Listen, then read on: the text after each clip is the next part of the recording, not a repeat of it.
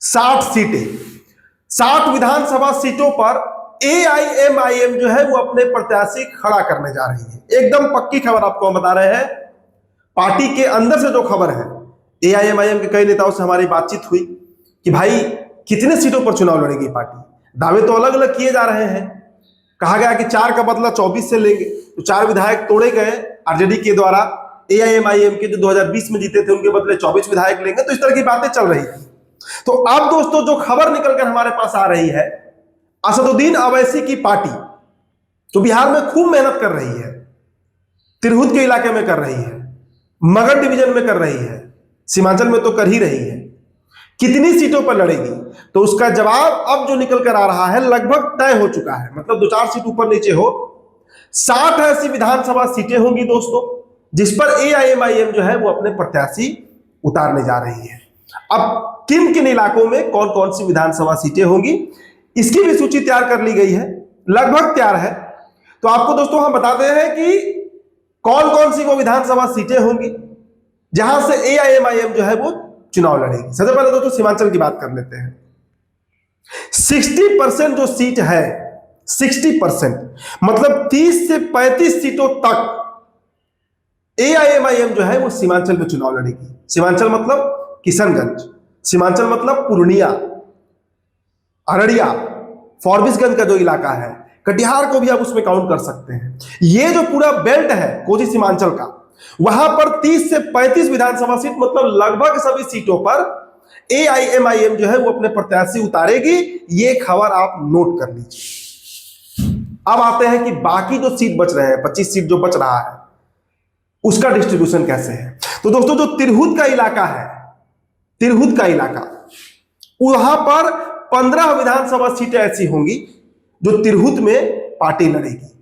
तिरहुत में 6 जिले आते हैं, आपको पता है, मुजफ्फरपुर से लेकर, पूर्वी चंपारण से लेकर, पश्चिमी चंपारण से लेकर, वाल्मीकि नगर से लेकर, ये जो पूरा बेल्ट है तिरहुत का, यहां पर 15 विधानसभा सीट है, जिसमें ढाका तो बड़ा नामी सीट है, जहां से राणा रणजीत सिंह लड़ भी रहे हैं, तिरहुत के प्रभारी भी हैं। तो हालांकि हमने पूछा भी राणा रणजीत सिंह से कि भाई तिरहुत में कितनी सीटें हैं, तो उन्होंने कहा कि उदित भाई मोटा मोटी एक तरीके से समझिए तो 15 सीटों पर हमारी तैयारी चल रही है। अब पार्टी डिसाइड करेगी, पार्टी तय करेगी कि कितनी सीटों पर हमको चुनाव वहां पर लड़ना है, लेकिन ढाका तो पक्के तौर पर लड़ रहे हैं। इसके अलावा चिरैया है, सुगौली है, शिवहर है, बहुत सीटें हैं, रक्सौल है, कई सीटें हैं।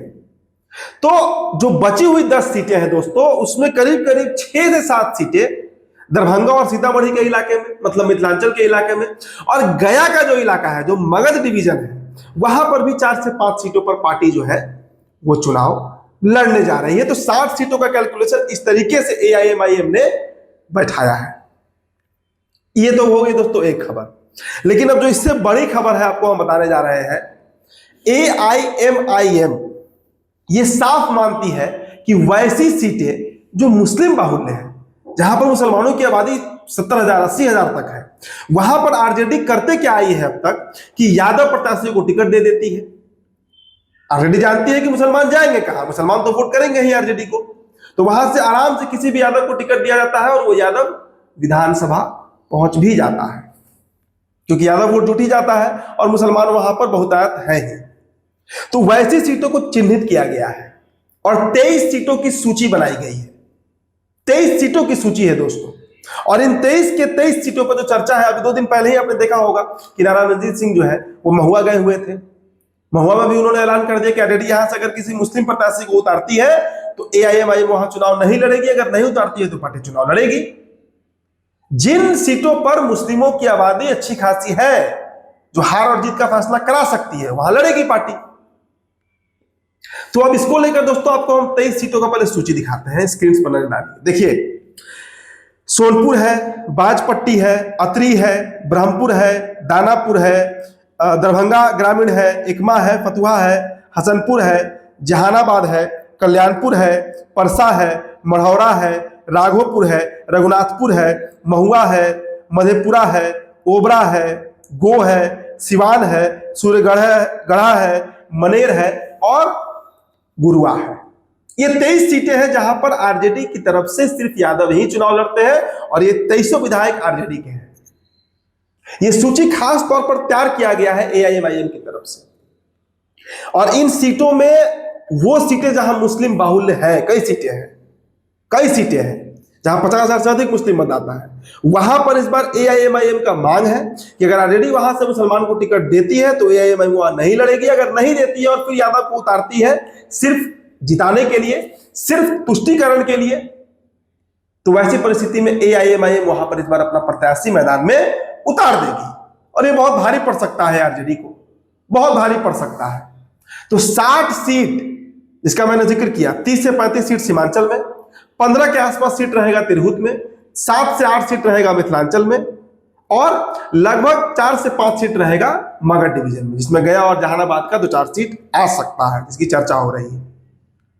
ये वो सीटें हैं जहां से एआईएमआईएम के प्रत्याशी बताते तैयारी कर रहे हैं, मैदान में है और वो लड़ने के लिए तैयार है, पहलवान तैयार हो चुके हैं। बस इंतजार है तो वो सूची जारी होने का, नाम फाइनल होने का, लिस्ट फाइनल होने का।